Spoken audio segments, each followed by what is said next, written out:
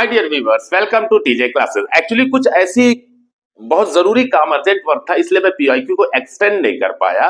From last 17 years I am teaching the student of class 9th and 10th. I am producing the topper, so please see my PIQs. You must be master in the PYQs. Okay, how to solve the problem? So the problem number 11 है, 10 तक की पिछली PYQ में था।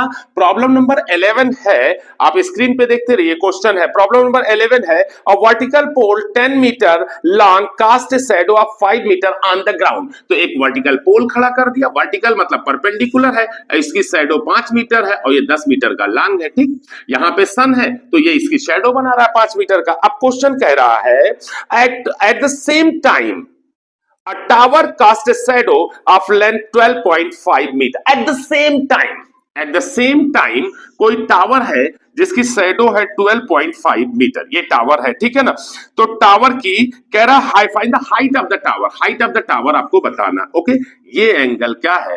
Elevation of the sun, and at a particular time the angle of elevation of the sun is same for everywhere. Okay, since अब एक triangle मान लिया, ये पोल ए बी है और ये क्या है सी, और ये डी ई और ये क्या है एफ। तो since triangle ABC and triangle DEF. Okay, angle C equal to angle F. Why? Sun's elevation. Sun's elevation should be same at a particular time. And angle B equal to angle E. Why? Each 90 degree. Each 90 degree. This implies that triangle ABC is similar to triangle DEF. By which property? Angle similarity. और जब दोनों similar हो गए ना तो आपको कुछ नहीं करना है, बस कंपेयर कर लिए तो इनकी करस्पॉन्डिंग साइड्स का रेशियो इक्वल होगा 10/h इक्वल टू क्या हो जाएगा 5/12.5। ओके, तो 5 एकन्ने 5 दूनी 10 5 25 ढाई आ गया। सो h इक्वल टू क्या हो गया 2.5 into 10, दैट इज 25 मीटर। सो अब ये क्लियर है। अब यहां पे सॉल्यूशन नोट कर लीजिए। So which option should be correct? The option C. Option C should be correct. 12. The question number 12 is that screen पे क्वेश्चन देखते रहिएगा। क्वेश्चन है using empirical relation between the mode of distribution whose mean is 7.2. Mean कितना दिया है 7.2 and the median is 7.1. तो what should be the mode? What should be the mode? तो हमको पता है ना 3 median equal to mode plus 2 mean. Mode plus 2 mean बहुत इंपॉर्टेंट है बेटा, बहुत इंपॉर्टेंट क्वेश्चन है, क्योंकि एम्पिरिकल रिलेशन पे ये क्वेश्चन आता ही है। तो इस रिलेशन को तो एकदम ऐसे लर्न कर लेना ना जैसे हमें याद है 3 median equal to mode plus 2 mean. फार्मूले में रख दो, 3 मीडियन की वैल्यू कितना 7.1 इक्वल टू मोड और plus 2 into mean, mean is 7.2, तो मल्टीप्लाई करो 7 3 21 21.3 इक्वल टू मोड और प्लस क्या हो जाएगा 2 दूनी 4 2 7 14 14.2। This implies that mode is equal to what 21.3। इसको ट्रांसपोज कर दो माइनस 14.4। अब ये 13 में से 4 गया 9 आ जाएगा, ये 20 बचा, 20 में से 46। This should be the answer. Okay, now the next question is question number 13। The question is that OACB is a quadrant of a circle with center O. Screen पे क्वेश्चन देखते रहिएगा। And radius 7 centimeter, where ACB is an arc, then the perimeter of the quadrant is. कह रहा है OACB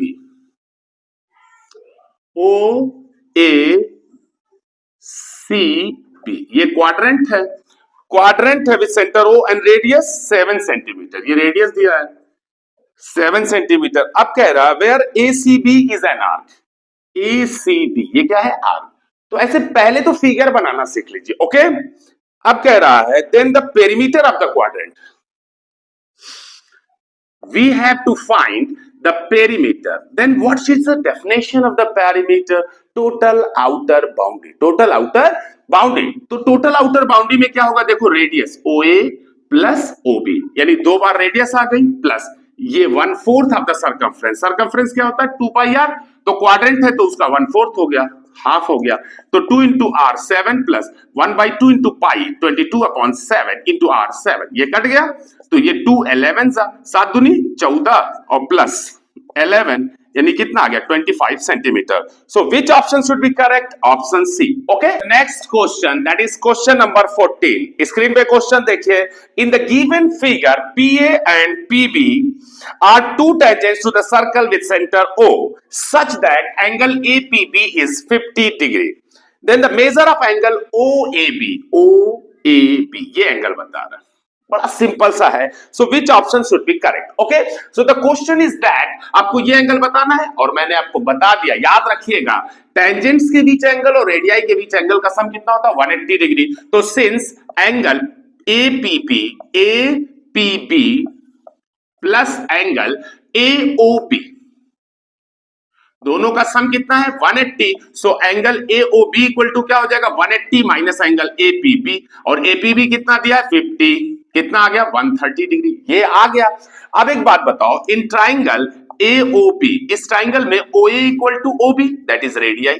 that is radii. तो जब ये दोनों साइड्स इक्वल हैं तो इनके अपोजिट एंगल्स क्या होंगे? इक्वल होंगे. मान लिया ये x तो ये भी x हो गया, तो 2x plus angle AOB that is 130 degree equal to कितना हो जाएगा? 180. Reason? Angle sum property of triangle. Angle sum property of triangle. तो angle sum property of triangle लगाए तो 2x इक्वल टू ट्रांसपोज करो 180 माइनस 130 दैट इज 50. अब यहीं से लपक जाओ, ज्यादा तकलीफ मत झेलना बेटा. Okay, so x equal to कितना है? 25. This implies that angle OAB equal to what? 25 degree. So which option should be correct for such type of solution? The option should be correct. That is what? That is option A. Okay. So please note down that 25 degree. Okay. Next 15 है. Screen पे आप question और option भी note कर लिया करिए. अच्छा, question क्या है जरा देखिएगा.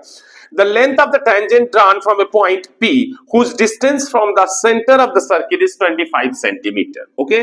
तो एक सर्कल बना लिया आपने, एक टेंजेंट पॉइंट P से ड्रा कर दिया. सपोज क्या ये PA है. ओके, इसकी डिस्टेंस यानी रेडियस हो जाएगी. इसकी डिस्टेंस कितना है? कितना डिस्टेंस दिया है भाई?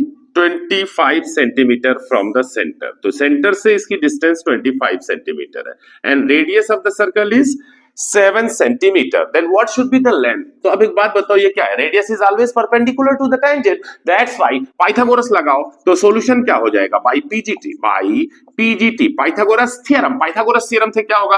परपेंडिकुलर का स्क्वायर प्लस बेस का स्क्वायर x स्क्वायर प्लस 7 का स्क्वायर इक्वल टू कितना होगा? 25 का square. So x square equal to ये 625 625 माइनस 49 दैट इज कितना हो जाएगा? 576. So x equal to square root of 576 that is 24 centimeter. So which option should be correct? That is option B.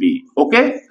Now next question number 16. The question number 16 is that if a bicycle wheel makes 5000 revolutions in moving 11 kilometer. तो आपको पता है ना, wheel जो है अपना एक round जब कंप्लीट करती है तो ये जो डिस्टेंस करती है वो किसके बराबर होता है? The circumference of the wheel. Circumference of the wheel. तो how many revolutions it take? तो according to question 5000 revolution. Suppose किया n रिवोल्यूशन है. ओके, तो n रिवोल्यूशन, एक रिवोल्यूशन में किसके बराबर डिस्टेंस जाएगा? सर्कमफ्रेंस के बराबर. और यही डिस्टेंस किसके बराबर है? 11 किलोमीटर. 11 किलोमीटर. तो नंबर ऑफ रिवोल्यूशंस कितने हैं?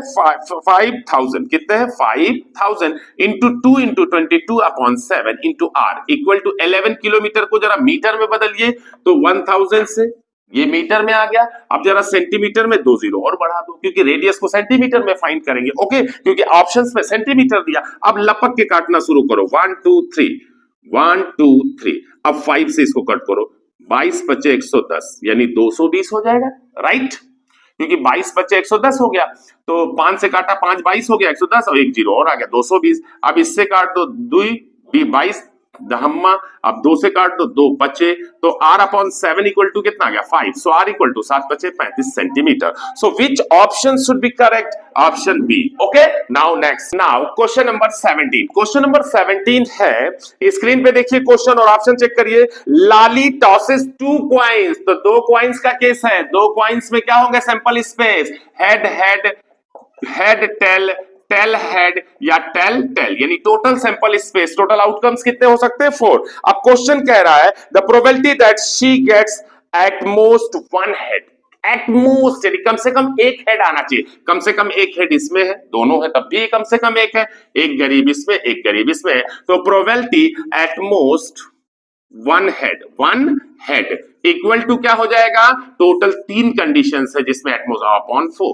So which option should be correct? Option B. और question number 18 most important question है क्योंकि बहुत प्यारा क्वेश्चन है प्रोबेबिलिटी का. क्वेश्चन है, स्क्रीन पे देखिए क्वेश्चन और ऑप्शन चेक करते रहिए. The a number is chosen from the numbers 1 2 3. 1 2 3 इसमें से चूज किया गया कोई एक नंबर जिसको क्या एक्सप्रेस किया गया, x. And A number is chosen from 1 4 9. 1 4 और 9 इनसे चूज किया गया और उस नंबर को क्या लिखा गया, y. क्या लिखा गया, y. Then what is the probability of having xy is less than, strictly less than 9. इसकी प्रोबेबिलिटी क्या होगी, यानी xy यानी product of x into y must be less than 9. इसकी प्रोबेबिलिटी क्या होगी, which option should be correct, no problem at all. जरा इन दोनों का प्रोडक्ट करो तो 1 1 जा 1, 1 2 जा 2, 1 3 जा 3 और 4 1 जा 4, 4 2 जा 8, 4 3 जा 12, 9 1 जा 9, 9 2 जा 18, 9 3 जा 27. तो 9 से छोटे कौन से हैं, 1 2 3 4 5.